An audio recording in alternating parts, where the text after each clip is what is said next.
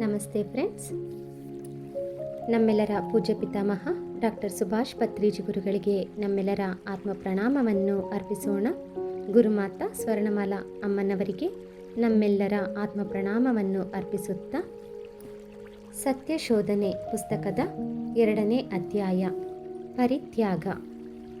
ಯಾರು ಕಾರ್ಯಕಾರಣ ಸಂಬಂಧಿ ಉದಯವನ್ನು ಅರಿಯುತ್ತಾರೋ ಅವರು ಧಮ್ಮವನ್ನು ಅರಿಯುತ್ತಾರೆ, ಮತ್ತು ಯಾರು ಧಮ್ಮವನ್ನು ಅರಿಯುತ್ತಾರೋ ಅವರು ಕಾರಣಕಾರ್ಯ ಪರಿಣಾಮಗಳ ಆಗು ಹೋಗುವಿಕೆಗಳನ್ನೆಲ್ಲ ಅರಿತಿರುತ್ತಾರೆ. ಭಗವಾನ್ ಬುದ್ಧ. ಎಲ್ಲರಂತೆ ಆಟ ಪಾಠಗಳೊಂದಿಗೆ ಕಳೆಯದೆ ತನ್ನಲ್ಲೇ ತಾನು ಇರುವ ಸಿದ್ಧಾರ್ಥನನ್ನು ನೋಡಿದ ಮಹಾರಾಜನಿಗೆ ಭಯವಾಯಿತು. 16ನೆಯ ವಯಸ್ಸಿನಲ್ಲಿ ಆಟ ಪಾಠಗಳೊಂದಿಗೆ ಕಳೆಯದೆ ಮೌನವಾಗಿರುವ ಸಿದ್ಧಾರ್ಥನನ್ನು ಇನ್ನೂ ಹೇಗೆ ಸಂತೋಷಪಡಿಸಬೇಕೆಂದು ಆಲೋಚಿಸತೊಡಗಿದನು. ಆಗ ಶ್ರೇಯೋಭಿಲಾಷಿಗಳು ವಿವಾಹ ಮಾಡಬೇಕೆಂಬ ಸಲಹೆ ನೀಡಿದರು. ಹೆಂಡತಿ ಮಕ್ಕಳೆಂಬ ಬಂಧವೇರ್ಪಟ್ಟರೆ ಭೌತಿಕ ಜೀವನ ನಡೆಸುತ್ತಾನೆಂದುಕೊಂಡು ಕೊಳಿಯಾ ದೇಶದ ರಾಜ ಸುಪ್ಪಬುದ್ಧ ಹಾಗೂ ಪಮಿತರ ಮಗಳು ಹಾಗೂ ಸಿದ್ಧಾರ್ಥನಿಗೆ ನಾದಿನಿಯ ವರಸೆಯಿದ್ದ ಯಶೋಧರಳೊಂದಿಗೆ ವಿವಾಹ ಮಾಡಿದರು. ರಾಜಕುಮಾರಿ ಯಶೋಧರ ಕೂಡ ಸಿದ್ಧಾರ್ಥನು ಜನಿಸಿದ ದಿನದಂದೇ ಜನಿಸಿದಳು. ಕೆಲವು ದಿನಗಳ ಸುಖ ಸಂತೋಷಗಳಿಂದ ಹಾಡು ನೃತ್ಯಗಳೊಂದಿಗೆ ಸಿದ್ಧಾರ್ಥನು ಮುಳುಗಿದ್ದನು. ಸುತ್ತಲೂ ಅಂದವಾದ ಪರಿಚಾರಕಿಯರಿದ್ದರು. ದುಃಖ ನೋವುಗಳಿಗೆ ಅಲ್ಲಿ ಸ್ಥಳವೇ ಇರಲಿಲ್ಲ. ಯಾವಾಗಾದರೂ ಹೊರಗೆ ಹೋಗಬೇಕಾದರೆ ರಾಜಾಜ್ಞೆಯ ಪ್ರಕಾರ ಮೊದಲೇ ಎಂತಹ ಅಸಂದರ್ಭ ವಿಷಯಗಳು ಕಣ್ಣಿಗೆ ಬೀಳದಂತೆ ಜಾಗ್ರತೆ ವಹಿಸುತ್ತಿದ್ದರು. ಆದರೆ ವಯಸ್ಸಿನೊಂದಿಗೆ ಸಿದ್ಧಾರ್ಥನ ಆಲೋಚನೆಗಳು ಕೂಡ ವಿಧವಾಗಿ ಹೊರಳುತ್ತಿದ್ದವು. ಇದು ಸರಿಯಲ್ಲ, ಇದಕ್ಕೆ ಅತೀತವಾದದ್ದು ಏನೋ ಇದೆ ಎಂದು ಅದಕ್ಕಾಗಿ ಪ್ರಯತ್ನಿಸಬೇಕೆಂಬ ಆಲೋಚನೆಗಳೊಂದಿಗೆ ಕೊಡಿರುತ್ತಿದ್ದ. ಮನಸ್ಸಿನಲ್ಲಿನ ವ್ಯಥೆಯನ್ನು ವ್ಯಕ್ತಪಡಿಸಲಾಗದ ಸ್ಥಿತಿಯಲ್ಲಿ ಯಾವಾಗಲೂ ಧ್ಯಾನ ಸ್ಥಿತಿಗೆ ಹೋಗುತ್ತಿದ್ದ.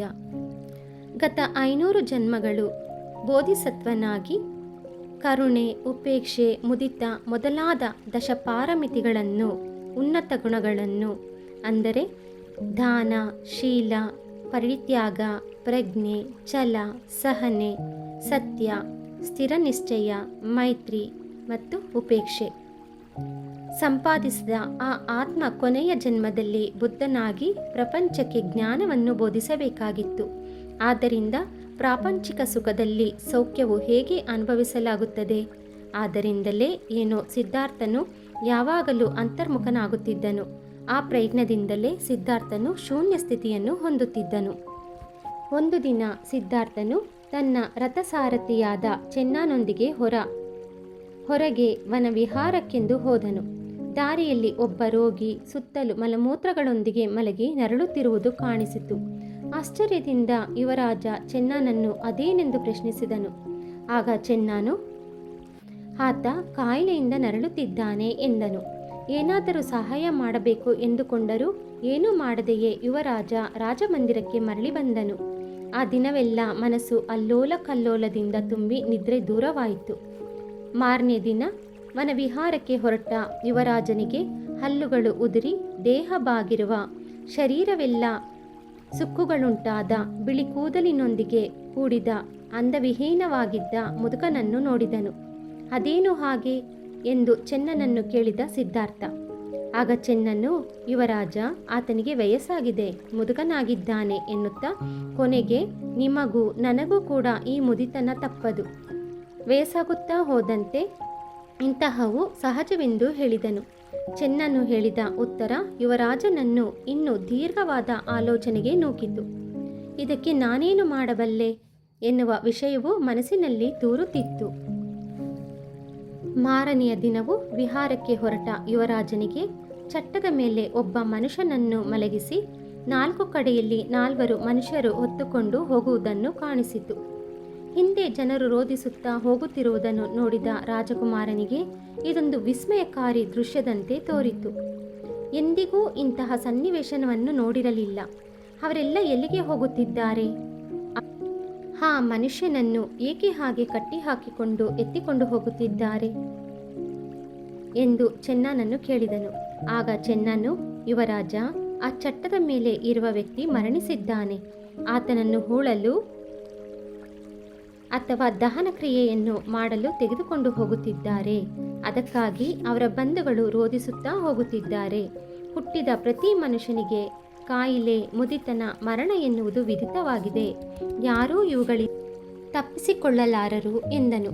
ಅದಕ್ಕೆ ಸಿದ್ಧಾರ್ಥನು, ಹೀಗೆ ಮನುಷ್ಯರೆಲ್ಲರೂ ನೋವಿನಿಂದೊಂದಿಗೆ ಜೀವನ ಕಳೆಯಬೇಕೇ? ಇದಕ್ಕೆ ಪರಿಷ್ಕಾರ ಇಲ್ಲವೇ?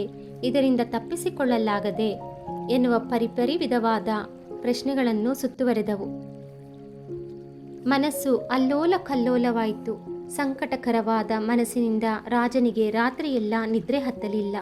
ಇದಕ್ಕೆಲ್ಲ ಪರಿಷ್ಕಾರ ಮಾರ್ಗಗಳನ್ನು ತಿಳಿದುಕೊಳ್ಳಬೇಕೆಂದುಕೊಂಡನು. ಮಾನವರಿಗೆ ರೋಗಗಳು ಇಷ್ಟವಿಲ್ಲ, ಆದರೆ ಬರುತ್ತಿವೆ. ಮರಣವೆಂದರೆ ಭಯ, ಆದರೆ ಮರಣಿಸುತ್ತಿದ್ದಾನೆ. ಇದೆಲ್ಲ ಎಲ್ಲರಿಗೂ ವಿದಿತವೆಂದು ತಿಳಿದಿದ್ದರೂ ಏಕೆ ಭಯಪಡುತ್ತಿದ್ದಾನೆ? ಏಕೆ ಸಂಕಟ ಪಡುತ್ತಿದ್ದಾನೆ? ಇವುಗಳಿಗೆ ಪರಿಷ್ಕಾರ ಇಲ್ಲವೇ? ಯಾರೂ ಸಹಾಯ ಮಾಡುವುದಿಲ್ಲವೇ ಎಂದು ಉತ್ತರಗಳು ಇಲ್ಲದೆ ಪ್ರಶ್ನೆಗಳೊಂದಿಗೆ ಮನಸ್ಸು ಹೊಯ್ದಾಡಿತು. ಒಬ್ಬ ಒಳ್ಳೆಯ ಗಂಡನಿಗಿಂತ, ತಂದೆಗಿಂತ, ಒಳ್ಳೆಯ ಮಹಾರಾಜನಿಗಿಂತ, ಒಳ್ಳೆಯ ಮಗನಿಗಿಂತಲೂ ಈ ಭೌತಿಕ ಪ್ರಪಂಚದಲ್ಲಿ ತಾನು ಮಾಡಬೇಕಾದದ್ದು ಏನೋ ಇದೆ. ಇಷ್ಟು ಜನರ ಮೇಲಿರುವ ಅನುರಾಗಕ್ಕಿಂತ ಮಾನವ ಕುಲದ ಮೇಲೆ ಇರುವ ಮಮಕಾರ, ಸರ್ವಜನನೀಯವಾದ ವಿಶ್ವಮಯ ಪ್ರೇಮ ಉನ್ನತವಾದದ್ದು. ಇಂತಹ ಯೋಜನೆಗಳು ಸಿದ್ಧಾರ್ಥನ ಮನಸ್ಸಿಗೆ ಯಾವ ಸುಖ ಸಂತೋಷವನ್ನು ನೀಡಲಾಗಲಿಲ್ಲ. ಭಾರವಾದ ಹೃದಯದಿಂದ ವಿಹಾರಕ್ಕೆ ಹೊರಟನು. ದಾರಿಯಲ್ಲಿ ಒಂದು ಮರದ ಕೆಳಗೆ ಕಾಷಾಯ ವಸ್ತ್ರ ಧರಿಸಿ ಮುಖವು ಆನಂದದಿಂದ ಮಿನುಗುವುದು ಒಬ್ಬ ವ್ಯಕ್ತಿಯನ್ನು ಗಮನಿಸಿದನು. ಚೆನ್ನನನ್ನು ಅವರು ಯಾರು, ಏಕೆ ಅಷ್ಟು ಆನಂದದಿಂದ ಇದ್ದಾರೆ ಎಂದು ಪ್ರಶ್ನಿಸಿದನು. ಆಗ ಚೆನ್ನನು, ಯುವರಾಜ, ಆತ ಒಬ್ಬ ಸನ್ಯಾಸಿ. ಭಿಕ್ಷಾಟನೆಯಿಂದ ತನ್ನ ಜೀವನ ನಡೆಸುತ್ತಾನೆ. ಎಲ್ಲವನ್ನು ತ್ಯಜಿಸಿದ ಆ ಭಿಕ್ಷುವು ದೇವಾಲಯಗಳಲ್ಲಿರುತ್ತಾ, ಊರೂರು ಅಲೆಯುತ್ತಾ ಎಲ್ಲರಿಗೂ ಮುಕ್ತಿ ಮಾರ್ಗವನ್ನು ಬೋಧಿಸುತ್ತಾ ಇರುತ್ತಾನೆ ಎಂದು ಚೆನ್ನನು ನೀಡಿದ ಉತ್ತರ ಸಿದ್ಧಾರ್ಥನ ಮನಸ್ಸಿಗೆ ನೆಮ್ಮದಿಯನ್ನು ತಂದಿತು. ಅಂದು ಆಷಾಢ ಪೌರ್ಣಮಿ. ಹಾಗೆ ಓಡಾಡುತ್ತಾ ಇದ್ದ ಯುವರಾಜನಿಗೆ ಯಶೋಧರ ಒಂದು ಗಂಡು ಮಗುವಿಗೆ ಜನ್ಮ ನೀಡಿದ್ದಾಳೆ ಎಂಬ ಸಂದೇಶವು ಬಂದಿತ್ತು. ಮತ್ತೊಂದು ಬಂಧವು ಹುಟ್ಟಿದೆ ಎಂದು ತನ್ನಲ್ಲೇ ತಾನೇ ಅಂದುಕೊಂಡನು. ಮೊಮ್ಮಗನು ಜನಿಸಿದ್ದಾನೆ ಎಂಬುವ ಆನಂದದಿಂದ ಶುದ್ಧೋಧನನು ರಾಜಮಹಲನ್ನು ಹಾಡು ನೃತ್ಯಗಳಿಂದ ಸಂಭ್ರಮದಿಂದ ಹಬ್ಬದ ವಾತಾವರಣವನ್ನು ಸೃಷ್ಟಿಸಿದನು. ವಿಹಾರಕ್ಕೆ ಹೋದ ಸಿದ್ಧಾರ್ಥನು ರಾಜಗೃಹ ಸೇರಿದ ತಕ್ಷಣ ಕಿಸಗೌತಮಿ ಎನ್ನುವ ರಾಜಕುಮಾರಿ ತಂದೆ ತಾಯಿಯಂತೆ ಮಗನೂ ಕೂಡ ಎಷ್ಟು ಸುಂದರವಾಗಿದ್ದಾನೆ ಎನ್ನುತ್ತಾ ಎದುರು ಬಂದಳು. ಆ ಸುದ್ದಿಯನ್ನು ತಂದ ಕಿಸಗೌತಮಿಗೆ ಕೃತಜ್ಞತೆಯನ್ನು ಹೇಳುತ್ತಾ ತನ್ನ ಕೊರಳಿನಲ್ಲಿನ ಹಾರವನ್ನು ಅವಳಿಗೆ ಬಹುಮಾನವಾಗಿ ನೀಡಿದನು. ತಂದೆ ತಾಯಿ ಹೆಂಡತಿ ಎಲ್ಲರೂ ಎಷ್ಟು ಸುಂದರವಾಗಿದ್ದರೂ ಮುಕ್ತಿ ಬರದಲ್ಲ ಎಂದು ತನ್ನಲ್ಲಿ ತಾನೇ ಅಂದುಕೊಳ್ಳುತ್ತಾ ಮುಂದೆ ಸಾಗಿದನು. ಆಡಿ ಹಾಡಿ ಆಯಾಸಗೊಂಡ ಎಲ್ಲರೂ ಮೈಮರೆತು ನಿದ್ರಿಸುತ್ತಿದ್ದಾರೆ. ಸಿದ್ಧಾರ್ಥನು ನಿಧಾನವಾಗಿ ಎಲ್ಲರನ್ನೂ ದಾಟಿಕೊಂಡು ಹೆಂಡತಿ ಯಶೋಧರ ಕೋಣೆಗೆ ಬಂದನು. ಬಾಗಿಲ ಬಳಿ ನಿಂತು ನೋಡಿದನು. ಮಗುವಿನ ಮೇಲೆ ಕೈ ಹಾಕಿ ಮೈಮರೆತು ಯಶೋಧರ ನಿದ್ರಿಸುತ್ತಾ ಇದ್ದಳು. ಆ ದಿನ ಜನಿಸಿದ ಮಗುವಿಗೆ ರಾಹುಲನೆಂಬ ಹೆಸರಿಟ್ಟು ನಾಮಕರಣ ಮಾಡಿದ್ದರು. ಹತ್ತಿರ ಹೋಗಿ ಮಗನನ್ನು ನೋಡಿ ಮುದ್ದಾಡಬೇಕೆಂಬ ಕೋರಿಕೆ ಮನಸ್ಸಿಗೆ ಬಂದಿತ್ತು. ಆದರೆ ಹತ್ತಿರ ಹೋಗಿ ಸಂಬಂಧದ ಸುಳಿಯಲ್ಲಿ ಸಿಲುಕಿಕೊಂಡರೆ ಮುಕ್ತಿ ಲಭಿಸದೆಂದು ಬಾಗಿಲ ಬಳಿ ನಿಂತುಕೊಂಡೇ ಹಿಂತಿರುಗಿ ನೋಡದಂತೆಯೇ ಹೊರಟು ಹೋದನು. ನನ್ನ ಹೆಂಡತಿ ಮಗುವಿಗೆ ಎಲ್ಲ ಭೋಗ ಭಾಗ್ಯಗಳಿವೆ, ಭವಿಷ್ಯತ್ತಿನಲ್ಲಿ ಸಂರಕ್ಷಣೆಗೆ ಯಾವ ಕೊರತೆ ಇಲ್ಲ ಎಂದುಕೊಳ್ಳುತ್ತಾ 29ನೇ ವಯಸ್ಸಿನಲ್ಲಿರುವ ಸಿದ್ಧಾರ್ಥನನ್ನು ಅಂದವಾದ ಹೆಂಡತಿ, ಆಗಲೇ ಹುಟ್ಟಿದ ಮುದ್ದು ಹಸುಗೂಸು, ಭೋಗ ಭಾಗ್ಯಗಳು, ರಾಜತ್ವದ ಉನ್ನತ ಸ್ಥಾನ, ಬಂಧು ಮಿತ್ರರು ಯಾರೂ ಸಹ ವಿಮುಕ್ತಿಗಾಗಿ ಹಾತೊರೆಯುವ ಆತನ ತೀವ್ರ ಆಕಾಂಕ್ಷೆಯನ್ನು ತಡೆದು ನಿಲ್ಲಿಸಲಾಗಲಿಲ್ಲ. ತನ್ನ ಕುದುರೆಯಾದ ಕಾಂತಕನನ್ನು ಸಿದ್ಧ ಮಾಡಲು ಚೆನ್ನನಿಗೆ ಹೇಳಿದನು. ಕಾಂತಕನನ್ನು ಹತ್ತಿ ಚೆನ್ನನೊಂದಿಗೆ ಕೂಡಿ ಹುಣ್ಣಿಮೆಯ ರಾತ್ರಿ ಇಬ್ಬರು ಕಪಿಲವಸ್ತು ನಗರದ ಆಚೆ ಇರುವ ಅನೋಮ ನದಿ ತೀರವನ್ನು ಸೇರಿದರು. ತನ್ನ ಖಡ್ಗದಿಂದ ಶಿರೋಮಂಡನ ಮಾಡಿಕೊಂಡನು. ರಾಜವಸ್ತ್ರಗಳು, ಆಭರಣಗಳು ಎಲ್ಲವನ್ನೂ ತೆಗೆದು ಚೆನ್ನನಿಗೆ ನೀಡಿದನು. ಕಾಷಾಯ ವಸ್ತ್ರಗಳನ್ನು ಧರಿಸಿದನು. ಚೆನ್ನನಿಗೆ ಕಾಂತಕನನ್ನು ರಾಜಮಹಲಿಗೆ ಕರೆದುಕೊಂಡು ಹೊರಟು ಹೋಗು ಎಂದನು. ಯುವರಾಜ, ನೀವು ಇಲ್ಲದಿರುವ ಕಡೆ ನಾನಿರಲಾರೆ, ನಾನು ನಿಮ್ಮೊಂದಿಗೆ ಬರುತ್ತೇನೆ ಎನ್ನುತ್ತಾ ಚೆನ್ನನು ದುಃಖಿಸಿದನು. ಎಷ್ಟು ಬಾರಿ ಕೇಳಿದರೂ ಬೇಡ ಎಂದು ಸಿದ್ಧಾರ್ಥನು ವಾದಿಸಿದನು. ಆಗ ಚೆನ್ನನು ಕಾಂತಕನನ್ನು ಜೀನು ಹಿಡಿದು ನಡೆ ಎನ್ನುತ್ತಾ ಹೇಳಿದನು. ಆದರೆ ಕಾಂತಕ ಕದಲದೆ ಪಟ್ಟು ಹಿಡಿಯಿತು. ಸಿದ್ಧಾರ್ಥನು ಕಾಂತಕ ಬಳಿ ಹೋಗಿ ಚೆನ್ನನೊಂದಿಗೆ ಹೋಗಲು ಓಲೈಸಿದನು. ಯಾವುದಕ್ಕೂ ಕದಲದೆ ನಿಂತಿದ್ದ ಚೆನ್ನನನ್ನು ಹಾಗೂ ಕಾಂತಕನನ್ನು ನೋಡಿ ಇನ್ನು ಲಾಭವಿಲ್ಲವೆಂದು ಸಿದ್ಧಾರ್ಥನು ಮುಂದೆ ಪ್ರಯಾಣಿಸಿದನು. ಸಿದ್ಧಾರ್ಥನಿಗೆ ಕಾಂತಕ ಎನ್ನುವ ಕುದುರೆ ಎಂದರೆ ಇಷ್ಟ. ಹೆಚ್ಚಾಗಿ ಅದರ ಮೇಲೆಯೇ ತಿರುಗುತ್ತಿದ್ದನು. ಯಜಮಾನನನ್ನು ಬಿಟ್ಟು ಹೊರಟು ಹೋಗುವುದನ್ನು ಭರಿಸಲಾಗದ ಕಾಂತಕ ಕಣ್ಣೀರು ಸುರಿಸುತ್ತಾ ಸಿದ್ಧಾರ್ಥನು ಕಾಣುವವರೆಗೂ ನೋಡುತ್ತಾ ಹಾಗೆಯೇ ಪ್ರಾಣವನ್ನು ಬಿಟ್ಟಿತು. ಬರಿಗೆಯಲ್ಲಿ ಚೆನ್ನನು ಹಿಂತಿರುಗಿದನು. ಸನ್ಯಾಸಿಯ ವಸ್ತ್ರದೊಂದಿಗೆ ಮತ್ತು ಭಿಕ್ಷಾಪಾತ್ರೆಯೊಂದಿಗೆ ಅಡವಿ ಮಾರ್ಗದಲ್ಲಿ ಪ್ರಯಾಣಿಸುತ್ತಾ ರಾಜಗೃಹ ಎಂಬ ನಗರವನ್ನು ಸೇರಿದನು. ರಾಜಗೃಹದ ರಾಜ ಬಿಂಬಸಾರ ನಗರದಲ್ಲಿ ಯಾರೋ ಒಬ್ಬ ಯುವ ಸನ್ಯಾಸಿ ಬಂದಿದ್ದಾನೆಂದು ಕೇಳಿ ಭೇಟಿಯಾಗಲು ಬಂದನು. ಸನ್ಯಾಸಿಯನ್ನು ಭೇಟಿಯಾದ ರಾಜ ಆತ ತನ್ನ ಸ್ನೇಹಿತನ ಕುಮಾರ ಗೌತಮನೆಂದು ಗುರುತಿಸಿ, ಗೌತಮ, ಏಕೆ ಹೀಗೆ ಭಿಕ್ಷಾಟನೆಯಿಂದ ಜೀವಿಸುತ್ತಿರುವೆ? ನಿಮ್ಮ ತಂದೆಯೊಂದಿಗೆ ಜಗಳ ಮಾಡಿಕೊಂಡಿರುವೆಯಾ? ನನ್ನ ಹತ್ತಿರ ಇರು, ನಿನಗೆ ನನ್ನ ಅರ್ಧ ರಾಜ್ಯ ನೀಡಿ ನಿನ್ನನ್ನು ರಾಜನನ್ನಾಗಿ ಮಾಡುತ್ತೇನೆ. ನಿನ್ನ ತಂದೆಯೊಂದಿಗೆ ಮಾತನಾಡುತ್ತೇನೆ ಎಂದು ಓಲೈಸುತ್ತಿರುವ ರಾಜನನ್ನು ತಡೆದು, ರಾಜ, ನಿಮ್ಮ ಅಭಿಮಾನಕ್ಕೆ ಕೃತಜ್ಞತೆಗಳು. ನಾನು ನನ್ನ ತಂದೆಯೊಂದಿಗೆ ಜಗಳವಾಡಿಕೊಂಡು ಬರಲಿಲ್ಲ. ಮನುಷ್ಯರು ಏಕೆ ರೋಗಗಳು, ಮುದಿತನ, ಮರಣದ ಮೂಲಕ ನರಳುತ್ತಿದ್ದಾರೆ, ಅವುಗಳಿಗೆ ಪರಿಹಾರ ಮಾರ್ಗ ತಿಳಿದುಕೊಳ್ಳಲು ಹೋಗುತ್ತಿದ್ದೇನೆ ಎಂದು ಹೇಳಿ ಅಲ್ಲಿಂದ ಸನ್ಯಾಸಿ ಗೌತಮನು ತೆರಳಿದನು. ಒಬ್ಬ ಒಳ್ಳೆಯ ಗಂಡನಿಗಿಂತ, ತಂದೆಗಿಂತ, ಒಳ್ಳೆಯ ಮಹಾರಾಜನಿಗಿಂತ, ಒಳ್ಳೆಯ ಮಗನಿಗಿಂತಲೂ ಈ ಭೌತಿಕ ಪ್ರಪಂಚದಲ್ಲಿ ತಾನು ಮಾಡಬೇಕಾದದ್ದು ಏನೋ ಇದೆ. ಇಷ್ಟು ಜನರ ಮೇಲಿರುವ ಅನುರಾಗಕ್ಕಿಂತ ಮಾನವ ಕುಲದ ಮೇಲೆ ಇರುವ ಮಮಕಾರ, ಸರ್ವಜನನೀಯವಾದ ವಿಶ್ವಮಯ ಪ್ರೇಮ ಉನ್ನತವಾದದ್ದು.